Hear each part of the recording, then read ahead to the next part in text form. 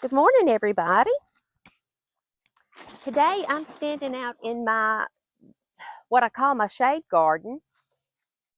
But you can see in the early morning, there's a good bit of sunshine that comes through on the back side. And so it kind of gets my plants that are back here a good pocket of morning sun anyway. So that's okay. Morning sun's good.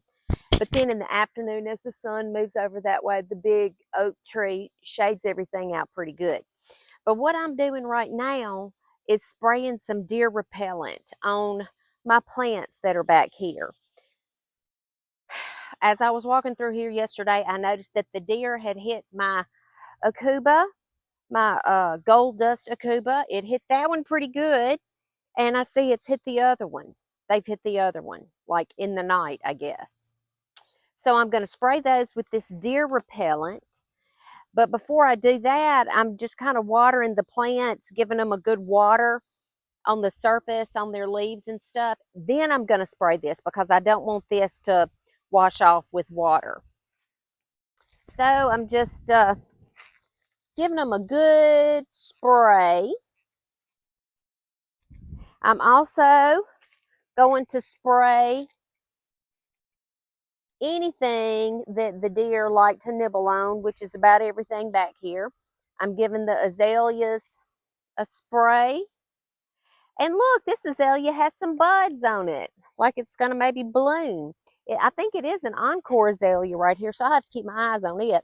But I'm giving this hydrangea a spray, and I'm telling you the truth. If it's not a panicle hydrangea like a little lime or a limelight, I might as well not even buy it anymore.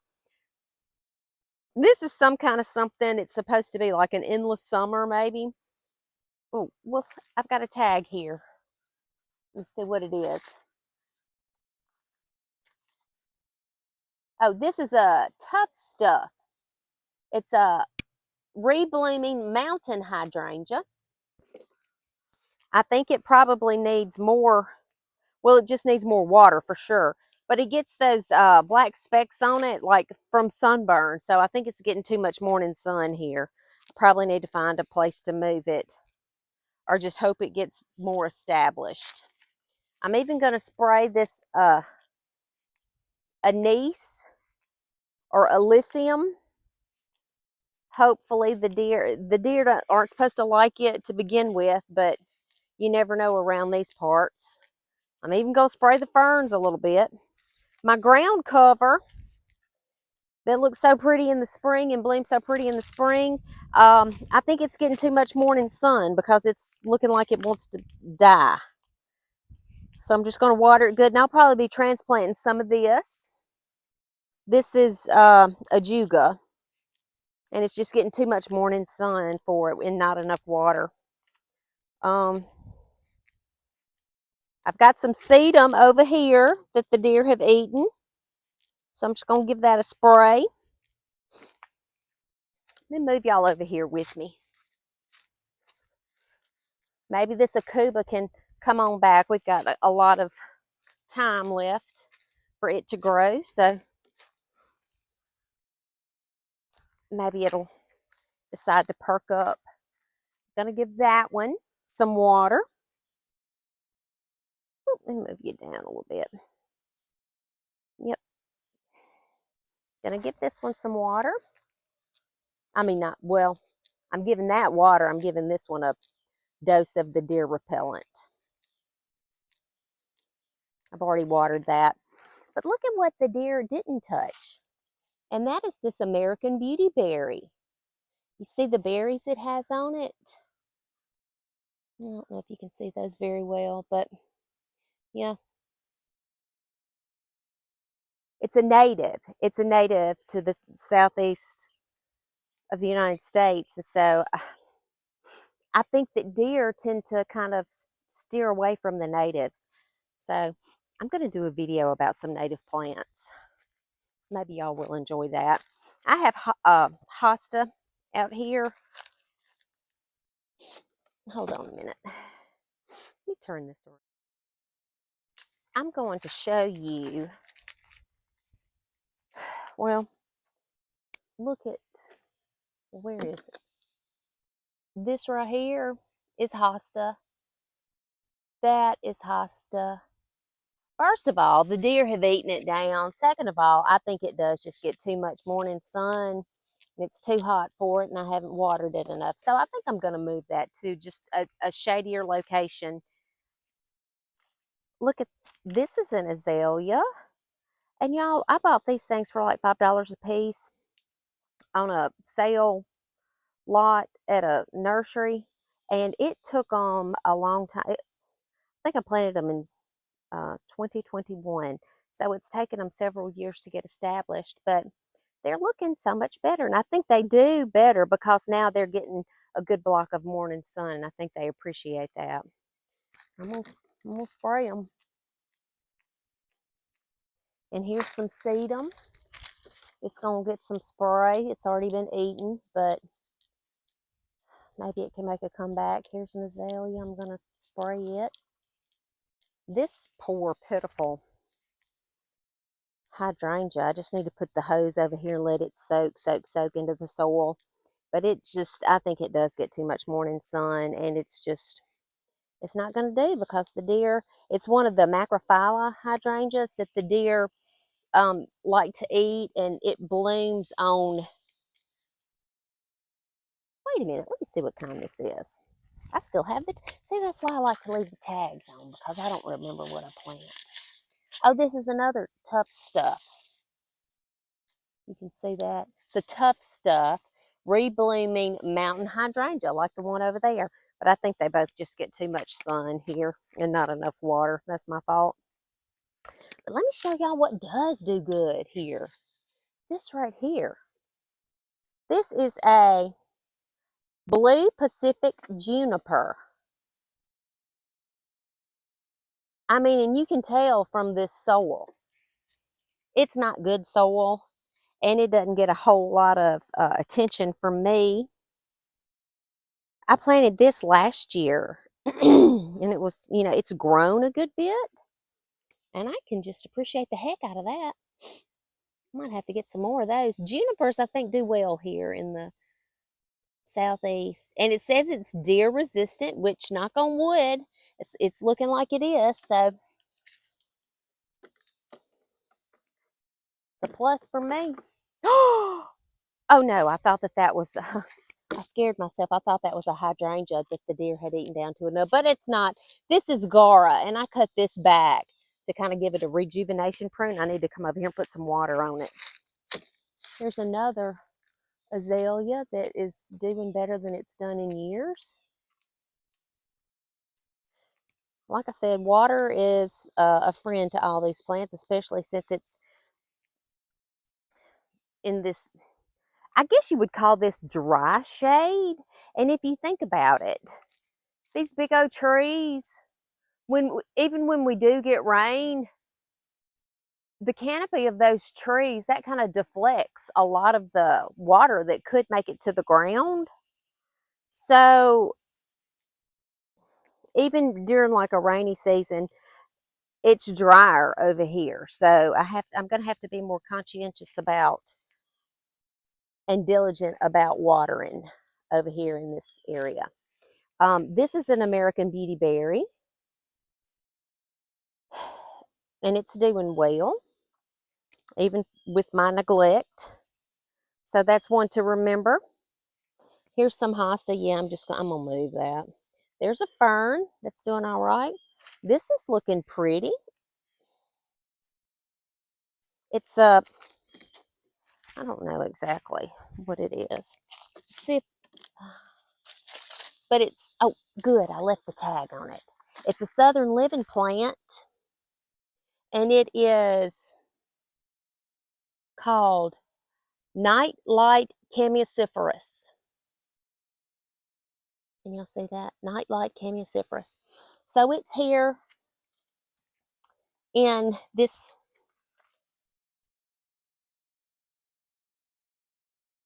pocket of what I'm calling a shade garden, but it gets a good block of sun in the first thing in the morning. But it's doing well right there. Y'all, this is some kind of elderberry that I planted here, and the deer have eaten it. Dang those dang deer. There's a fern. I think I cut that fern, dug that fern up out of the woods and brought it over here. Put a little deer repellent on that. The good, the bad, the ugly. Here's a Carex Everillo. I think that's a pretty grass. I think the deer have nibbled on it a little bit, but it brings a pretty pop. This is a what is this called? Coral, coral, coral something. Oh, I've lost my mind. But the deer did eat that a little bit. I need to just totally repot this. It's kind of settled down in that pot a good bit. And I put some sedum in there too. So here we go with the spray. Here's a macrophylla hydrangea. It needs water. It needs water and deer spray. See, where the deer have eaten it in the past, see it's growing some new leaves. Maybe I just need to put a big old chicken wire fence around this thing. I might try that. Here we go. It's called that plant over there that I couldn't remember the name of. Coral bells, also known as heuchera. And here's one. Got this little wire cage thing on it for prettiness, and I think maybe it kind of keeps the deer away from it a little bit.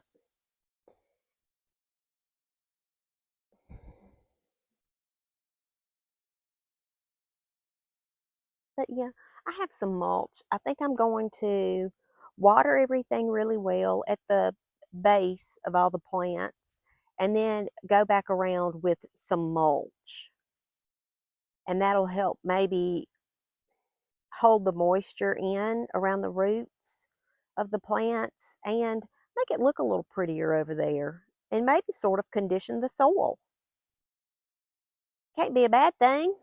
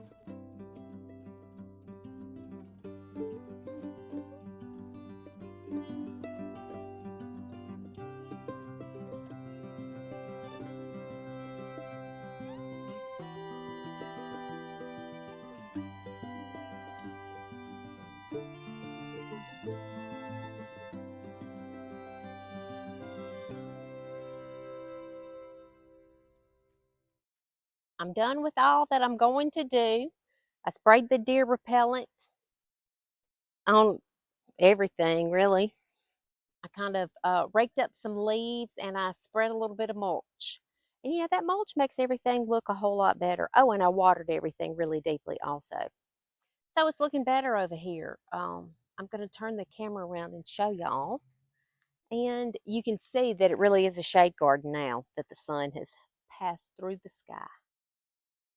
Okay, walking through this is a swing set that was my boys, and I put it right here. It's one of the entrances to the shade garden. Look, I don't know if the camera can catch that, but do you see that spider web right there? I love things like that. Anyway, walking into the shade garden, see I put mulch, just kind of mulched around the plants. Maybe it'll help them, the roots, hold on to water a little bit better. But I need to get some more mulch and go around the plants a little bit more. I have wood chips for the path in the middle, and I need to get some more. And if you notice, there's landscape fabric. I only got about the first third of the bed rid of the landscape fabric. So this fall, when it cools off, I plan to come back and right there where that Elysium is, on back, I'm going to have to work at it little by little, but and get all the landscape fabric out. But there are hostas in there that I need to dig up and transplant. I need to kind of round up this ground cover and put it in a better spot, not right in the middle of the pathway that I want to be my path anyway. Yeah, and see that Elysium just kind of pops with that mulch underneath it.